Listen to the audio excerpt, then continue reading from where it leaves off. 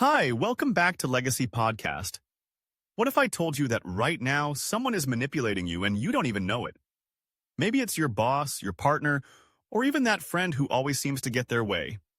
Today, we're diving deep into the dark psychology playbook that's been used for thousands of years to control minds and bend people to your will. But here's the kicker.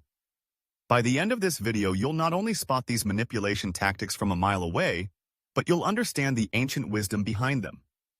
We're talking about techniques so powerful that they built empires and toppled governments. So buckle up, because what you're about to learn might just change how you see every interaction for the rest of your life. The moral manipulation trap. Quick question before we start. Have you ever had someone tell you they're doing something for your own good and it felt off? Drop a comment if this sounds familiar. Here's manipulation technique number 1. And it's probably happening to you right now. It's called moral manipulation, and it's the favorite weapon of control freaks everywhere. These people love to slap on their moral mask and say things like, "I'm only doing this because it's good for you." Plot twist. They're actually doing it because it's good for them. Sure, there might be a tiny bit of genuine care mixed in, but their number one priority? Their own benefit. If you fall for this completely, you'll end up paying for it with your entire life. Let me tell you a story that'll make your skin crawl. When I was 19, I wanted to break up with my girlfriend. Simple enough, right? Wrong. My father went full manipulation mode on me. He hit me with classics like, "Son, you don't know how good you have it. She's so devoted to you, and you're just going to throw it away? You'll regret this later. I've been around the block, I know what I'm talking about. Everything I'm saying is for your own good." And like a complete sucker, I bought it. I started questioning myself. Am I really that heartless? Maybe Dad's right. Maybe I don't know how to appreciate what I have. So I agreed to get engaged. We had the engagement party, set the wedding date, the whole 9 yards, but something kept nagging at me. We clearly weren't compatible, so why was breaking up supposedly wrong? Want to know the real tea? Later I found out my dad was thrilled because her family was asking for a smaller dowry, which would save him money. Plus, getting his son married early would boost his social status. It was all about his benefits, and he almost destroyed my happiness in the process. Parents and relatives are masters at this moral manipulation game. They'll say things like, "You should get married soon, don't be too picky," or "Don't start that business, it's too risky, stay at your job instead." And they'll always end with, "I'm only saying this for your own good." Translation: "If you don't get married, I'll lose face," or "If your business fails, you might ask me for money." Here's the golden rule. Anyone wearing a moral mask is fundamentally doing it for their own benefit to control you. There might be some genuine concern mixed in, but their top priority is always themselves. The labeling mind hack. Now, here's a question that might blow your mind. What if I told you that you can literally program people like computers just by giving them the right labels? People can't be convinced. They can only convince themselves. You just need to find their manipulation button and press it. Want someone to behave a certain way? Just slap a label on them, and they'll gradually become exactly what that label says. Check out this incredible story. In a church, after everyone had left from prayer, only a little girl remained. The priest asked her where her parents were. The girl started crying and said her parents had died in a car accident. The priest paused for a moment, then said, "It seems like you are God's child." That little girl grew up to become a famous writer, and she said in her book that the priest's words completely changed her life. That's the power of labeling, folks. Want your wife to cook amazing meals every day? Simple, just call her chef every single day. Every time she cooks, whether it's good or terrible, you praise her like she's Gordon Ramsay, take photos, share it with friends and family, and keep calling her your personal chef. Watch her pride soar, and just wait for those gourmet meals to start rolling in. Smart managers know this trick too. They create labels in their companies like Kindness Star, Performance Star, Customer Service Star, and then put those employees' photos on the wall. Guess what happens? Those people whose faces are on the wall will work with incredible motivation. Here's the psychology behind it. The more stingy someone is, the more you call them generous. The more a kid hates studying, the more you tell everyone how much they love learning, and you have to say it in front of them. Everyone in this world is an actor. The more applause they get, the better they perform. No applause? They won't even bother showing up. The emotional manipulation game. Before we dive into this next one, let me ask you something. Have you ever had a friend who owed you money but made you feel like you were the bad guy for bringing it up? If yes, you've been emotionally manipulated, my friend. Let me paint you a picture that'll make you cringe. I had two close friends. Let's call one of them Big Brother. Well, Big Brother borrowed money from our other friend and didn't pay it back for 2 or 3 years. When I asked my friend why he didn't ask for his money back, he said, "If I ask Big Brother for money, I'll look really petty. He always tells me he sees me as his little brother." Classic emotional manipulation right there. This guy was a master at it. Here's what these manipulators do. They make it so that as soon as you start talking about emotions and relationships, you can't talk about money anymore. It's like they've created this invisible barrier where love and cash can never meet. Want to know how to use emotional manipulation yourself? It's simple in theory, but hard in practice. There are only 2 rules. Rule number 1, actually talk about emotions with the other person, but don't use real emotions yourself. Read that 3 times. The person who doesn't use real emotions is the manipulator. The person who uses real emotions is the one being manipulated. Rule number 2, only talk about emotions with people who can benefit you. Once the benefit stops, the emotions stop immediately. If you can't follow both these rules, don't play the emotional manipulation game. You'll end up being the one getting played instead. The ancient wisdom revolution. Now, here's something that's going to cook your brain. Why do you think ancient people were so much smarter than us modern folks? Think about it. If we're talking about food variety and nutrition, ancient times can't compare to modern times. If we're talking about complete knowledge systems, ancient times can't match modern times. If we're talking about brain evolution, ancient brains weren't more advanced than modern ones. Ancient populations were just a few tens of millions, while we have billions today. By every metric, modern times should completely dominate ancient times. But here's the plot twist. Why do ancient times seem to have produced more exceptional people? Ancient times had Aristotle, Socrates, Plato, Laozi, Confucius, Han Feizi, Mencius, and countless other brilliant minds. Meanwhile, modern times seem to produce fewer and fewer truly exceptional people. Even today's world leaders are looking to learn from ancient wisdom to solve modern problems. So what's the secret sauce? Let's look at ancient Asia for some clues. When do you think the most exceptional people appeared in history? I bet you've guessed it. It was during the Spring and Autumn period and the Warring States era. Why did the most brilliant minds emerge during this chaotic time? The answer is war. Back then, hundreds of large and small nations were fighting each other daily. Each country was researching how to destroy their opponents, then writing down these methods. Didn't these become outstanding philosophies? So why did ancient times produce so many great thinkers? Because of war. And why don't modern times produce as many great thinkers? Because we're living in a relatively peaceful era. During wartime, we need exceptional thinkers to win. During peacetime, we need more high-tech talent to develop. The 3 schools that ruled empires. Ready for some ancient wisdom that'll change how you run your business? Let's talk about the 3 schools of thought that governed feudal systems for thousands of years. But first, let me ask you this. When facing any problem, how many basic attitudes can you really have? Just 3, actually. During the Spring and Autumn and Warring States periods, all schools of thought had 3 main doctrines, and they had different attitudes toward tradition. School number 1, support tradition. They believed tradition was so perfect it couldn't be described. The reason humans mess everything up is because they've strayed from tradition. We need to get back to the old ways ASAP.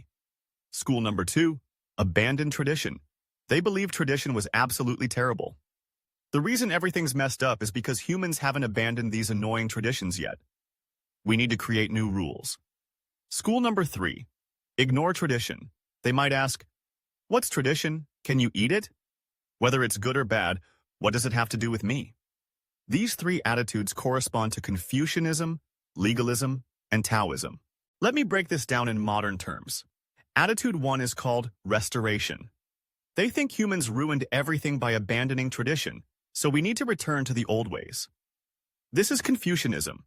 Attitude 2 is called innovation, not happiness, but creating a new future.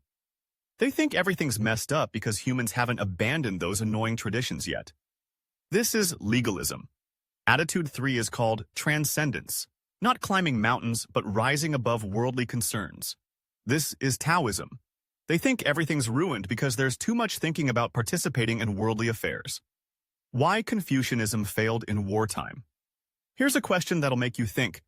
If you're in the middle of a brutal war, would you rather have a philosopher or a strategist on your team?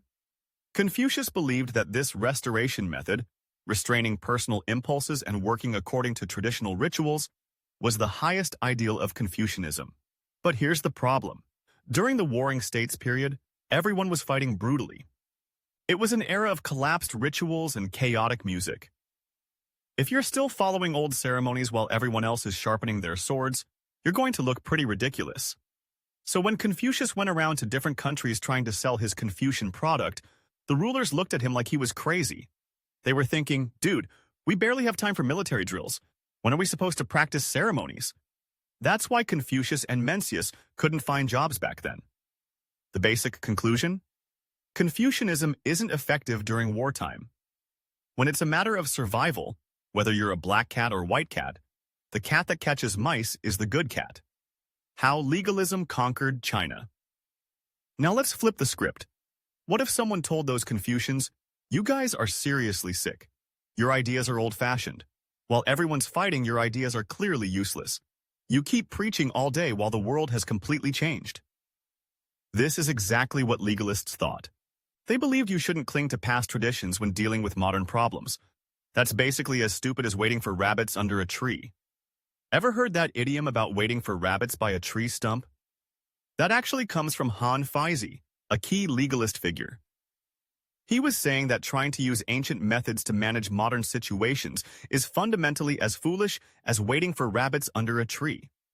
So what did legalists think should be done to make the country rich and powerful? Replace rituals with laws. And guess what happened? Legal reform became popular across all countries.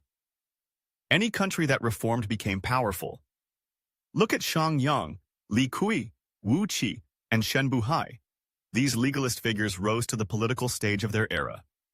Here's where it gets interesting. To implement better laws, rulers needed to know how to use cunning tactics to control people. This is legalism's three treasures. Fa, Shu, and Shi, laws, tactics, and power. The emperor's art of controlling people was built from this era. But here's the plot twist. Legalists often weren't welcome in their own countries. Whether it was Shang Yang or the Li family, they all succeeded in foreign countries. Why? Because emperors needed legalist officials who had no local connections, so they would only listen to imperial orders. Think about it. If emperors used local legalist officials, those guys would have some local backing and might become threats to imperial power. Foreign advisors were like drifting leaves, isolated and dependent. All their fame and wealth depended on the emperor, and emperors loved this kind of dependency. That's why legalists could only make it big in foreign countries. Sound familiar? Many companies today, when they want to reform, hire external consulting teams. Why? Because they're not afraid of offending people. They don't work in the company and don't have to face everyone daily. The Taoist alternative. But what did Taoists think about all this fighting between Confucians and legalists? From their perspective in the Jingchu region, they thought Central Plains people were too obsessed with meaningless things. Taoists believed, worldly life is just that much. What's worth fighting over? This attitude is perfectly captured in a Zhuangzi story. Zhuangzi had a friend named Huizi, who was prime minister in the state of Wei. When Zhuangzi was passing through Wei and planned to visit Huizi, someone told Huizi, Zhuangzi is here to steal your prime minister position. Huizi freaked out and ordered his subordinates to hunt down Zhuangzi throughout the country for 3 days and nights.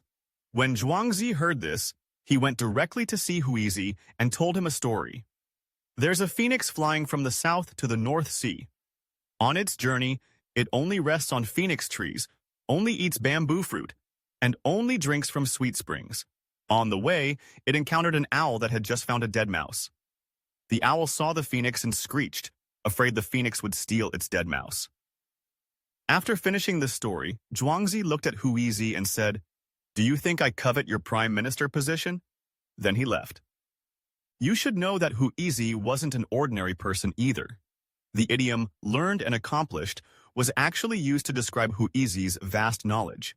This story perfectly shows the Taoist mindset and transcendence. The Taoist solution. So, according to Taoists, how should we handle worldly affairs properly? Another key Taoist figure, Laozi, would ask you back, why do anything? The worst thing is people like you who want to do everything. You think that by blindly acting you can make the world better, but actually, the world is messed up precisely because of people like you, Shu. Taoists believe the current solution was to abandon the idea of having to do something. Let everything happen naturally. Let the world and people operate freely, and everything would naturally improve. Look at nature. For thousands of years, no one has managed it, and it's still fine, right? This is Taoism's Wu Wei, natural governance. The governance of China and neighboring countries for thousands of years has been nothing more than the operation based on these three philosophies: Confucianism, legalism, and Taoism. Ancient business lessons. So how should we apply this in business? First, we need to understand how Confucianism, legalism, and Taoism were applied in historical dynasties. Here's the thing. If we can understand how the Chinese Empire used these three schools for thousands of years, we can effectively apply them in our businesses. Let's start with why Qin conquered China. During that era, the scale of warfare was massive. For rulers, improving their country's war efficiency became the most important national strategy. Which philosophy could best improve war efficiency? Without question, legalism had the biggest advantage. Confucianism was too old-fashioned, Taoism pursued transcendence, but legalism told rulers that tradition was no longer beneficial and needed to change. To make the country rich and powerful, they had to reform first. Before reform, a person's social status was determined by their bloodline. Nobles stayed nobles generation after generation, poor people stayed poor generation after generation. This couldn't stimulate people's desire to fight. So legalists suggested changing this. Social status should be determined by how many enemy heads you bring back from battle, and bloodline standards should take a back seat. When this mechanism was implemented, it became incredibly effective, stimulating everyone to compete in battle, and war efficiency improved significantly. Here's the fascinating part. The state of Wei was the first to implement this famous Li Kui reform. Before reform, Wei was very weak. After reform, they immediately became a superpower and defeated Qin.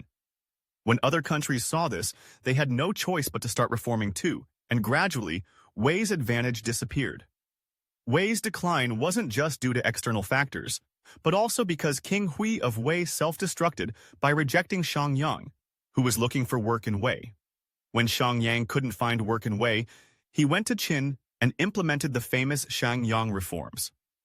Qin applied legalist logic to the extreme. Although Qin was the last country to reform, they rose up and ultimately completed unification. Why Qin dynasty collapsed. Now here's the million-dollar question. If legalism was so effective, why did Qin collapse after just 15 years? The answer is simple. Qin implemented Xiangyang's reforms primarily to improve war efficiency. To put it bluntly, they relied on plundering other countries to feed themselves.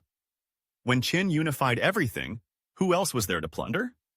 The court still needed money, and officials still needed achievements. In this situation, Qin could only exploit their own people to feed the court. This was easy to see coming, and such a system definitely couldn't last long. That's why the great Qin collapsed in the second generation. So here's the key lesson for business owners. We can use legalist logic to conquer the market, but we absolutely cannot use legalist logic to govern the market. This is what people often say. You can quickly conquer the world, but you can't quickly govern the world. Why Liu Bang chose Taoism. After Liu Bang unified everything, he clearly knew that if he continued following Qin's legalist path, he'd definitely follow Qin's collapsed footsteps. So Liu Bang abandoned Qin's legalist ideology. After thinking it over, he chose Taoist ideology. I bet everyone's surprised. Why did Liu Bang choose Taoism? Let me break it down for you. Look at Qin Shi Huang. He unified everything as a rich second-generation emperor with ancestral accumulation. When he became emperor, who in the country dared oppose him? So Qin Shi Huang could definitely afford to follow legalist paths. But look at Liu Bang. Before rising up, he was just a commoner. Liu Bang fought alongside a group of brothers to conquer the world. Strictly speaking, Liu Bang and his brothers weren't in a superior-subordinate relationship, but more like business partners. In front of his brothers, Liu Bang didn't have overwhelming authority. So Liu Bang choosing Taoist Wu Wei governance was really a choice with no other choices. After becoming emperor, Liu Bang divided the country's territory among these partners.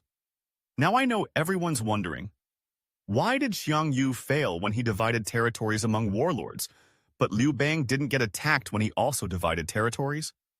We need to be clear.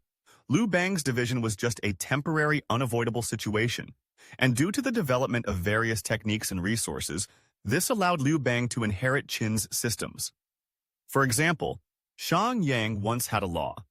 If a family had 2 adult men who hadn't separated households, that family's taxes would double. There were also regulations that all villages had to have different surnames. People with the same surname couldn't live together. The purpose of these regulations was to completely break down society, dividing large clans into small families. This way, the cost for these kings and lords to organize civilian forces for rebellion became very high. This was especially beneficial for imperial governance. The fundamental reason the Han dynasty could last hundreds of years was that they inherited many Qin systems. This is called Han inherited Qin system.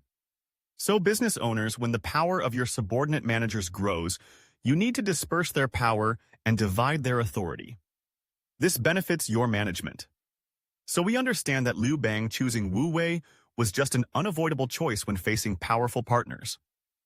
Sure enough, after taking the throne, Liu Bang spent 8 years gradually eliminating all the kings and lords who could threaten him. When the empire had just ended war, people were exhausted and couldn't bear more. It was time to restore everything, so he chose Taoist Wu Wei governance to rest with the people. Simple translation: oh, everyone's tired, I won't be too strict anymore. You guys rest well for a few decades, but even while resting, you still had to work hard to develop the economy. Sure enough, after a few decades, China entered its first golden age, called the reign of Wen and Jing. People discovered that during special periods, not managing anything at all became a better management method. The Han Wu Di Revolution. When Emperor Wu of Han took the throne, the 7th Han Emperor, we all know he was a talented emperor with great vision in Chinese history. Clearly, Taoist Wu Wei governance didn't suit him. So Emperor Wu could only choose between Confucianism and legalism. We all know legalist logic definitely wasn't feasible because following legalism would face the same fate as Qin dynasty. So the best choice was Confucianism, and thus began Emperor Wu's famous period of dismissing all schools and honoring only Confucianism.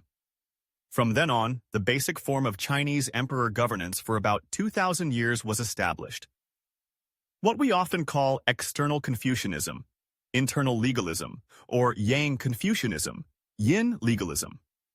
What does this mean? In other words, the state promoted Confucian ideology to the people, things like the 3 bonds and 5 constants, benevolence, righteousness, propriety, wisdom, and trustworthiness. The purpose was to make people follow these rituals, making imperial governance more convenient. But in specific system design, they still followed legalist logic. This way, emperors could effectively use legalism to manage people while using Confucianism to comfort people, achieving 2 goals simultaneously. The ultimate business strategy. Hearing this, business owners should have the answer. To manage a team well, you need to pursue external Confucianism, internal legalism ideology. On the surface, use Confucian thought, but essentially use legalist mechanisms. When you're in the startup phase, don't think about anything else. Just use legalist ideology. Look at how Qin state rose. Just follow their example. In the startup phase, as long as you don't violate ethics and law, make money like crazy. During this rapid development phase, don't have too many rules and restrictions. Allow your team to freely develop their talents, just like the saying, it doesn't matter if it's a white cat or black cat. As long as it can catch mice, it's a good cat. Let the company survive first. If your company grows larger, you need to use the combination of external Confucianism, internal legalism. Think about it. If your company develops to have hundreds or thousands of people and everyone has their own agenda, rebellion isn't far away. There's a saying, a soldier who doesn't want to become a general isn't a good soldier. But has everyone ever thought, if every soldier wants to become a general, wouldn't the general be scared? When a company grows large and systems are very complete, what we need most is team execution ability. Execution work doesn't need creativity. For example, work at KFC is systematized. Frying time for fries, frying time for chicken wings, oil temperature are all strictly controlled. This kind of work needs compliance, not thinking. If each of your employees is very smart with their own ideas, your execution ability will decrease significantly. Using history as a mirror, we can know rise and fall. From this, we can summarize 3 points for business management application. First, in history, Taoist ideology was only used during the reign of Wen and Jing period. So business owners shouldn't think about using Taoist ideology when doing business. Second, Confucian ideology is very important for business cohesion because it can make employees obedient, making management convenient. We can also understand Confucian ideology as company culture. Third, legalist ideology determines business development because when doing business, there are always competitors and enemies outside, so you must always use legalist ideology. Final conclusion, only external Confucianism, internal legalism, can truly make a business strong and prosperous. So there you have it, the ancient secrets that built empires, now decoded for your modern success. Which of these manipulation techniques surprised you the most? Drop a comment below and let me know your thoughts. And if this opened your eyes to something new, smash that like button and subscribe for more mind-bending content that'll change how you see the world. Remember, knowledge is power, but knowing how power works, that's everything.